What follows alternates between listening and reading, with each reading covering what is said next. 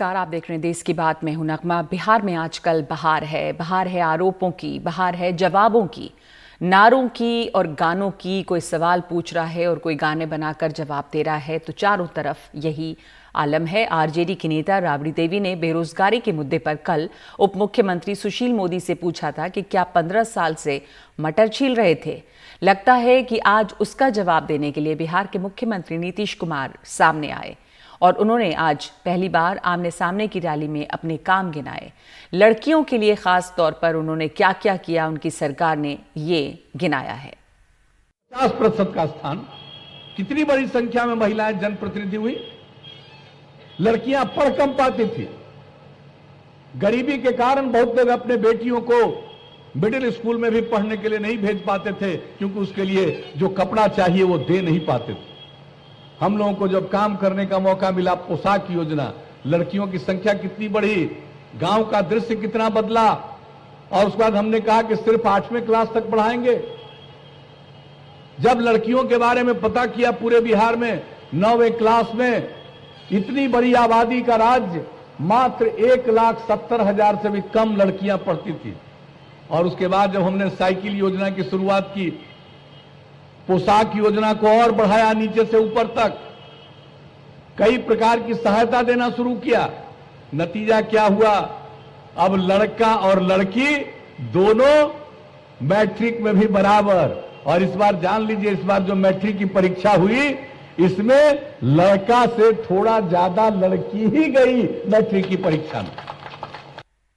उप मुख्यमंत्री सुशील मोदी ने आरोप लगाया है कि तेजस्वी यादव ने अपने चुनावी शपथ पत्र में कई जानकारियां छुपाई हैं। स्वर्गीय रघुनाथ झा ने 2005 में गोपालगंज में एनएच के पास का 2 मंजिला मकान तेजस्वी और तेज प्रताप को 15 वर्ष की आयु में गिफ्ट कर दिया। और कांति सिंह ने भी 2005 में चितकोड़ा में G+2 जो 2 मंजिला मकान है वो गिफ्ट कर दिया। लेकिन इस एफिडेविट में वो दिखा रहे हैं कि हमने परचेज किया। तो अगर मेरे पास डॉक्यूमेंट है और ये डॉक्यूमेंट कोई नई चीज नहीं है, कई बार प्रेस कॉन्फ्रेंस करके इन सारे डॉक्यूमेंट्स को हम लोग सार्वजनिक कर चुके हैं। तो जो संपत्ति उनको कांति सिंह और रघुनाथ झा ने गिफ्ट में दिया, उस संपत्ति को एफिडेविट में दिखा रहे हैं कि ये संपत्ति हमने 2005 में खरीदी। तो अगर 2005 में, तो आपकी उम्र मुश्किल से 15 साल थी। अभी कल आपने जो एफिडेविट किया उसमें उम्र लिखाया 31 साल। तो 2005 का मतलब 15 साल पहले। तो 15 साल की उम्र में आपके पास पैसा कहां से आया कि चितकोड़ा पटना के अंदर 2 मंजिला मकान खरीदने के लिए, या गोपालगंज के अंदर एनएच के बगल का मकान खरीदने के पैसा कहां से आया? हमारे साथ जुड़ रहे हैं मेरे सहयोगी मनीष कुमार। जो आरोप लगा रहे हैं सुशील मोदी, वो कितने गंभीर हैं मनीष? और दूसरे की उन्होंने इसमें ये तमाम संपत्तियों पर जो सवाल उठा रहे हैं कि संपत्ति कहाँ से बना ली, कुछ ऐसी संपत्तियां जो कि उस हिसाब से 15 साल की उम्र में तेजस्वी ने खरीद ली। IRCTC घोटाले की भी उन्होंने बात की है, जिस पर उन पर चार्जशीट हुई हुई है तेजस्वी पे, और ये गंभीर आरोप है।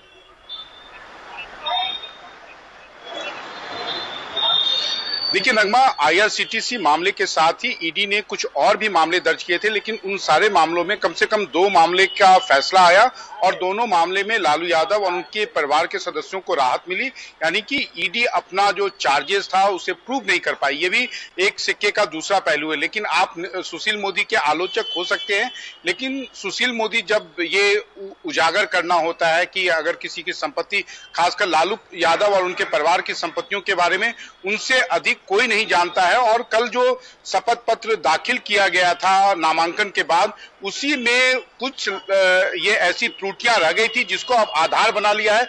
और जो सुशील मोदी का रुख है, उससे तो यही लगता है कि आने वाले दिनों में जो बेरोजगारी का मुद्दा तेजस्वी यादव उठा रहे थे, उससे कहीं ना कहीं एनडीए बैकफुट पर थी। लेकिन अब एनडीए को एक मौका मिल गया है, एक बड़ा टॉकिंग पॉइंट मिल गया है कि देखिए, ये अब बेरोजगारी की बात करते हैं, युवाओं की बात करते हैं, लेकिन इनके पास संपत्ति, इतनी अधिक संपत्ति है। क्योंकि बिहार में, साउथ के स्टेट में ये सब बड़ा मुद्दा नहीं होता है, लेकिन बिहार में अगर आपके पास में बहुत ज्यादा संपत्ति हो तो निश्चित रूप से ये आपके लिए एक कमजोर कड़ी बनती है। क्योंकि आप भी जानती हैं नगमा कि एनडीए बिहार में नीतीश कुमार के बारे में यही कहता है कि ये इतने दिनों से केंद्रीय मंत्री रहे, 15 वर्षों से मुख्यमंत्री हैं, लेकिन पटना शहर में इन्होंने ना एक धूर जमीन खरीदी है, ना कोई संपत्ति बनाई है। तो उसके सामने अगर तेजस्वी यादव के संपत्तियों का अगर ब्यौरा देंगे तो आप कह सकती हैं कि महागठबंधन के लिए ये एक तरह से काफी ऑकवर्ड स्थिति होगी। लेकिन हाँ, आप भी एक बात है कि सबके वोटर कमिटेड वोटर होते हैं, तो वोटरों के ऊपर जो है बहुत ज्यादा असर नहीं होगा। लेकिन हाँ, एनडीए को एक तरह से तेजस्वी यादव के खिलाफ एक बड़ा मुद्दा अब मिल गया है। जी, शुक्रिया आपका मनीष। सही आपने कहा कि वोटरों पर हो सकता है कि बहुत ज़्यादा असर ना हो, क्योंकि जाति के आधार पर अगर वोट बढ़ते हैं काफ़ी, बिहार में, यूपी में भी यही हाल है, तो तेजस्वी यादव यानी कि आरजेडी या महागठबंधन के कमिटेड वोटर्स हैं, उन पर पता नहीं कितना इसका असर पड़ेगा। लेकिन एक मुद्दा बड़ा है जिस को लेकर बात करेगी एनडीए, तेजस्वी के खिलाफ करप्शन का मुद्दा और IRCTC घोटाले की जो बात भी किया जा रहा है। और अगली रिपोर्ट आपको दिखाते हैं गया से, जो कि ग्राउंड रिपोर्ट है। बिहार में पहले चरण के चुनाव से पहले किसी नक्सली हमले का अंदेशा पूरी तरह से खत्म करने के लिए सुरक्षा बलों ने ऑपरेशन जंगल चलाया है। बिहार के 4 नक्सल प्रभावित जिलों में बड़ा अभियान चलाया जा रहा है। प्रशासन ने नक्सल प्रभावित इलाकों में मतदान का समय भी घटाकर सुबह 7 बजे से 4 बजे कर दिया है। कैसा चल रहा है ये सारा ऑपरेशन, देखिए गया से रवीश रंजन शुक्ला की ये रिपोर्ट।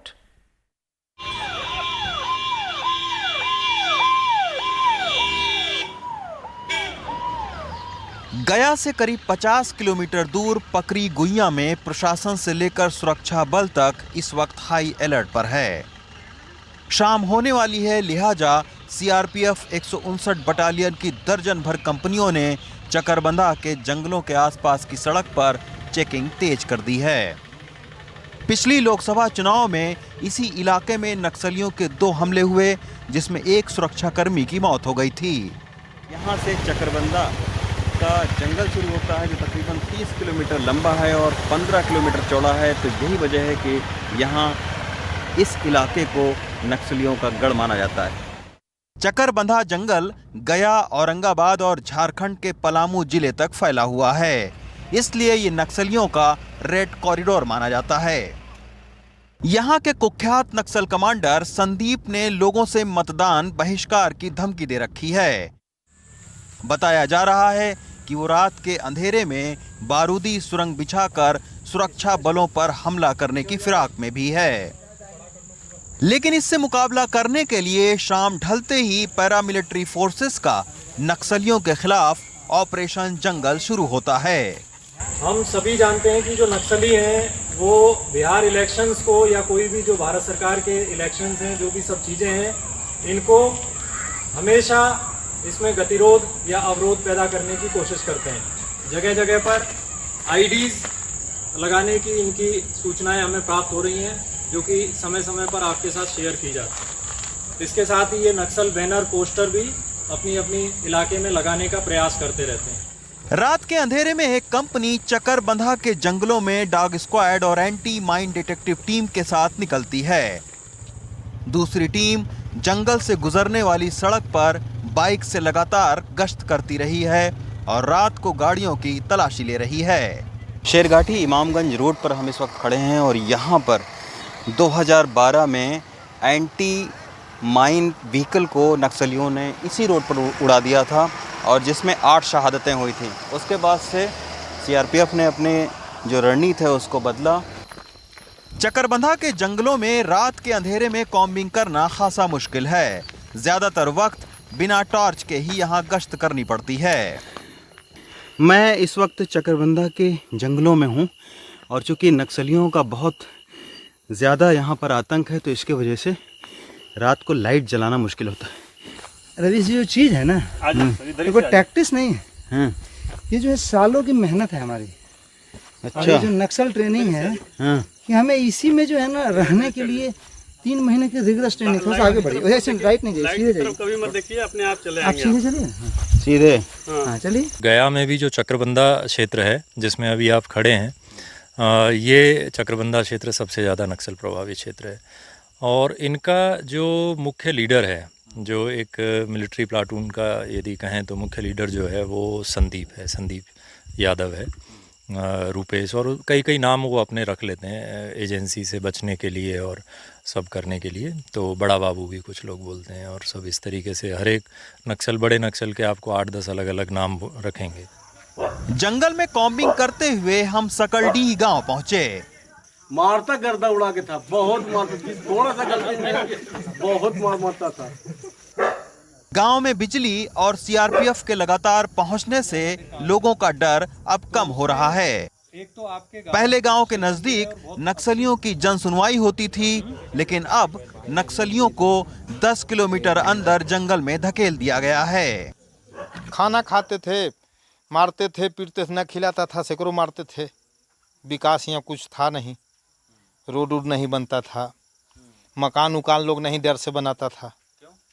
ऊपरे रहता था, सूतता था ऊपर ही ना नक्सली आके। अच्छा, अपना सुरक्षा के लिए। चुनाव मतदान होता था, परसेंटेज बहुत कम लोग वोट देना चाहते थे उस समय, डर से। तो धमकी आता था कि वोट दोगे तो हाथ काट लेंगे, तो ये तो इस तरह से होता था। अभी कुछ नहीं है? नहीं, कुछ नहीं।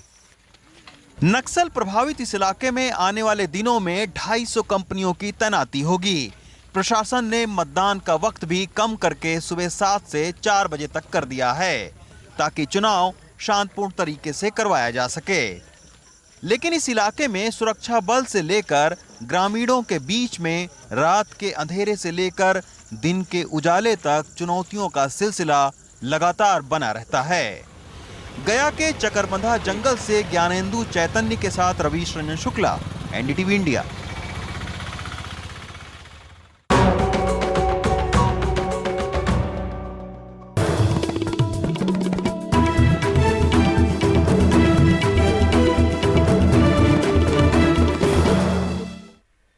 उत्तर प्रदेश के बलिया में सस्ते गल्ले की दुकान आवंटन के लिए बुलाई गई खुली बैठक में फायरिंग हुई है और फायरिंग में गोली लगने से एक व्यक्ति की मौत भी हो गई है। इस वक्त अजय सिंह हमारे साथ जुड़ रहे हैं इस पर और जानकारी के लिए। क्या मामला था ये अजय? नगमा, पूरा मामला ये था कि आज जो है वो सस्ते गल्ले की दुकान को लेकर के रेवती थाना बलिया में रेवती थाना, वहाँ पर दुर्जनपुर गाँव, तो दुर्जनपुर गांव में जो है वहां पर एक नई स्कीम जो सरकार की आई है कि स्वयं सहायता समूह जो लोग हैं उनको सस्ते गल्ले की दुकान का आवंटन किया जाएगा।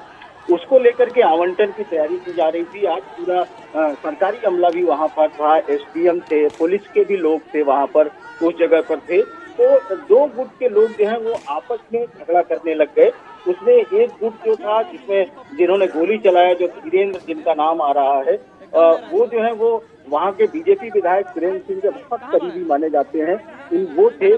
तो इस बात को लेकर के, आवंटन को लेकर के झगड़ा हुआ। जब हंगामा ज्यादा बढ़ने लगा तो एसडीएम ने आवंटन की कार्रवाई को रोक दिया और स्थगित कर दिया। उसके बाद जब वो लोग जाने लगे तो सुरेंद्र सिंह ने गोली चलाई, जिसमें जयप्रकाश नाम के शख्स की गोली लगने से वही मौत हो गई है और पुलिस इस पूरे प्रकरण की जाँच कर रही है। नगमा जी, धन्यवाद आपका अजय। बलिया में फायरिंग हुई है। ये सस्ते गल्ले की दुकान यानी अनाज की जो सस्ती दुकान होती है उसका आवंटन का मामला था और यहाँ पर इसी के लिए हंगामा मचा और उसी दौरान फायरिंग हुई है जिसमें एक व्यक्ति की मौत भी हो गई है।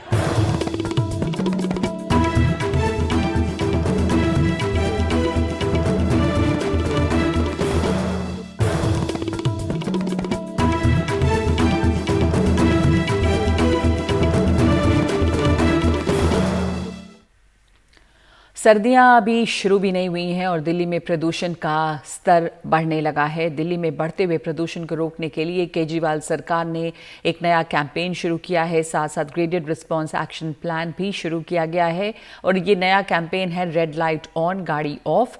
लोगों से कैंपेन में जुड़ने की अपील की जा रही है। दरअसल दिल्ली में एयर क्वालिटी इंडेक्स यानी AQI 300 के पार होने लगा है और स्थिति खराब हो गई है। हर साल की तरह इस साल भी दिल्ली की आम आदमी पार्टी और केंद्र की बीजेपी सरकार के बीच दिल्ली के प्रदूषण को लेकर खींचतान शुरू हो गई है। फिर से कहानी शुरू हो गई है कि पराली जलाने से प्रदूषण बढ़ रहा है, लेकिन इसके हल पर कोई बात नहीं। पहले इसी राजनीति पर बात कर लेते हैं। सौरभ शुक्ला की रिपोर्ट। ये दोनों तस्वीरें देखकर आप अंदाजा लगा सकते हैं कि दिल्ली की आबोहवा 2 महीनों यानी अगस्त से अक्टूबर में कितनी बदल गई है। अगस्त में आसमान नीला दिखाई दे रहा है तो अक्टूबर का आसमान धुएं से ढका हुआ है। प्रदूषण के बढ़ते स्तर को देख प्रदूषण नियंत्रण के लिए बनाई गई समिति ने दिल्ली और एनसीआर में डीजल जनरेटर, बड़े निर्माण कार्यों, सड़क पर झाड़ू लगाने, कूड़ा जलाने पर पूरी तरह रोक लगा दी है। इस बीच केंद्र सरकार बता रही है कि दिल्ली के प्रदूषण में पराली का हिस्सा कम है, इसकी घरेलू वजहें ज्यादा हैं। पंजाब सरकार को ध्यान देना चाहिए कि वहां पराली ज्यादा न जले, लेकिन इसके साथ साथ पराली का आज का पोल्यूशन का लोड 10% है, 3%। अभी तो केवल 4% लोड पराली का है, तो 96% प्रदूषण लोकल फैक्टर्स से है। इस बयान पर केजरीवाल भड़क गए, ट्वीट कर कहा कि सच्चाई से मुंह मोड़ने से कुछ नहीं होगा। अगर पराली से 4% प्रदूषण होता है तो एक पखवाड़े में प्रदूषण अचानक बढ़ क्यों गया? उससे पहले हवा साफ थी। पिछले कुछ दिनों में स्थानीय वजहों में ऐसा कोई उछाल तो आया नहीं कि प्रदूषण बढ़ जाए। अब केजरीवाल ने गाड़ियों का प्रदूषण कम करने के लिए रेड लाइट ऑन, गाड़ी ऑफ नाम की एक नई मुहिम शुरू की है। आज से हम कैंपेन शुरू कर रहे हैं, रेड लाइट ऑन, गाड़ी ऑफ।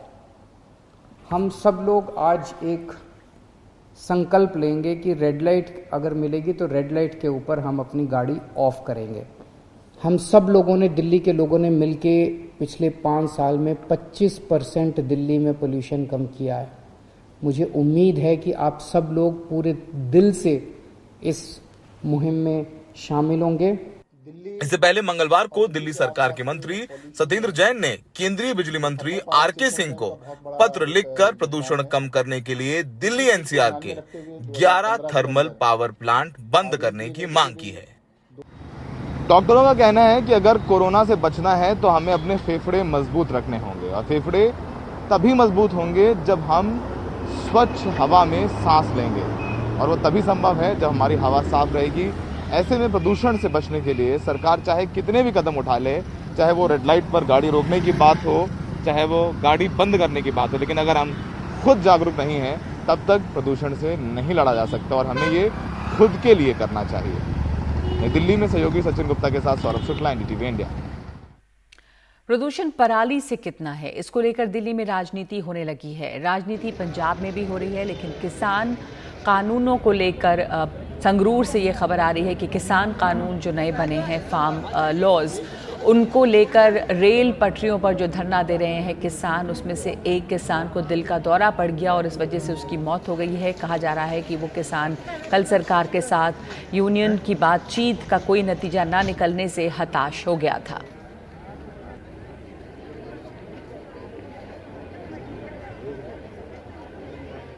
और इस बीच बठिंडा में पंजाब, हरियाणा, राजस्थान से पहुंचे आढ़तियों के नेताओं ने स्मृति ईरानी के साथ ऑनलाइन मीटिंग का बॉयकॉट किया। ये लोग मौके पर बीजेपी के नेताओं को देखकर नाराज हुए।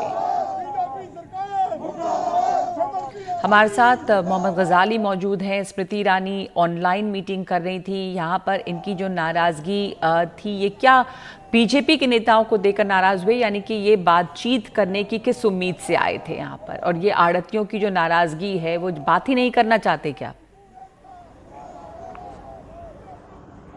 नहीं, नाराज़गी इस बात से नहीं है कि वो बात नहीं करना चाहते। नाराज़गी इस बात से थी कि भाजपा ने पंजाब में एक पूरा लंबा मुहिम छेड़ा हुआ है। इस मुहिम में जितने केंद्रीय मंत्री हैं और बड़े कद्दावर नेता हैं, उनकी ये जिम्मेदारी लगाई गई है, ड्यूटी लगाई गई है कि आप वर्चुअल कॉन्फ्रेंस से किसानों की बात किसानों तक पहुंचाएं। और इस वर्चुअल कॉन्फ्रेंस में जनरली ये होता है कि दिल्ली से कोई बड़ा नेता जुड़ता है और यहाँ पर लोकल लीडरशिप होती है और साथ में कुछ किसान होते हैं।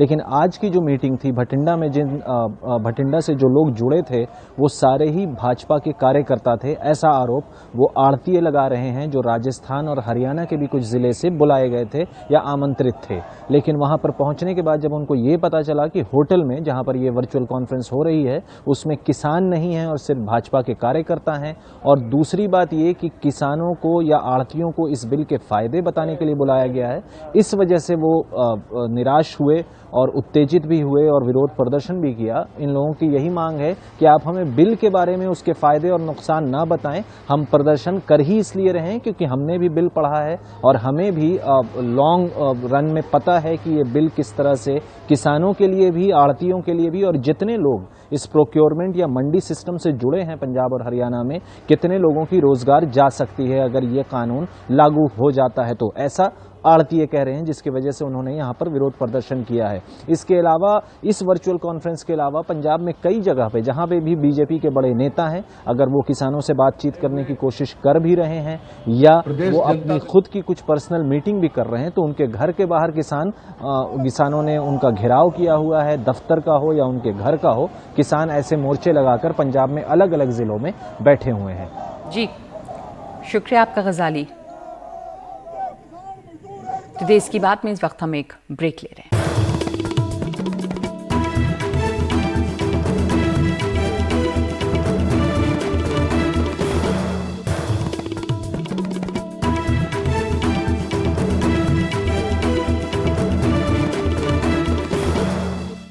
आंध्र प्रदेश और तेलंगाना के बाद महाराष्ट्र में भी बारिश आफत बनकर बरस रही है। महाराष्ट्र में कई जिलों में भयंकर बारिश तबाही की कई तस्वीर सामने लाई है। कई इलाकों में आने वाले कुछ और घंटों में रेड अलर्ट भी जारी किया गया है।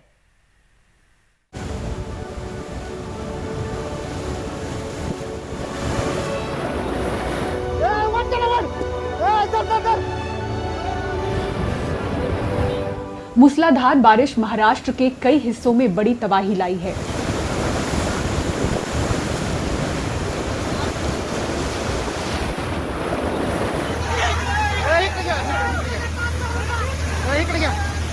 पुणे के इंदापुर में एक आदमी तेज बहाव में लगभग बह चुका था, फिर जेसीबी मशीन की मदद से उसे किसी तरह से बचाया गया।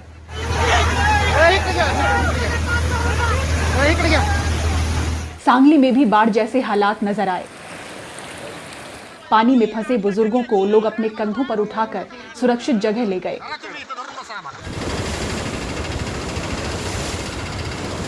सोलापुर में भी फंसे लोगों को एनडीआरएफ की मदद से सुरक्षित जगह पहुंचाया गया। गांव में बाढ़ से बचने के लिए लोग ट्रैक्टरों में अपना सामान भरकर दूसरी जगह जा रहे हैं। नदियां उफान पर हैं। बारामती में लोग कह रहे हैं कि हाल के वर्षों में ऐसी बारिश नहीं देखी। महाराष्ट्र में बहुत जगह यही आलम है। अहमदनगर में बाइक पर फंसे लोग बड़ी मुश्किल से बच निकले। बुल्ढाना, सांगली, सोलापुर जैसे कई जिलों में बारिश ने फसल पूरी तरह से बर्बाद कर दी है। मैंने 1 एकड़ में तूर दाल की खेती की थी, लेकिन बाढ़ में सब कुछ बह गया। पूर्णपणे वाहून गेलेली आहे। 2 एकड़ मैंने 3 एकड़ में बैंगन और टमाटर की खेती की थी। बारिश की वजह से मेरा काफ़ी नुकसान होने वाला है। मैं सरकार से गुजारिश करता हूं कि जल्द से जल्द खेती का पंचनामा करके मदद दी जाए। बारिश के कारण मुंबई में भी कुछ इलाकों में जल जमाव दिखा। एनडीआरएफ ने राहत और बचाव के लिए 3 टीमें महाराष्ट्र भेजी हैं, जो सोलापुर, पुणे और लातूर में तैनात की गई हैं। मौसम विभाग ने कोंकण और मध्य महाराष्ट्र के कुछ इलाकों के लिए आने वाले कुछ और घंटों का रेड अलर्ट जारी कर रखा है। महाराष्ट्र से ब्यूरो रिपोर्ट, एनडीटीवी इंडिया के लिए। तो देश की बात में आज के लिए इतना ही। नमस्कार।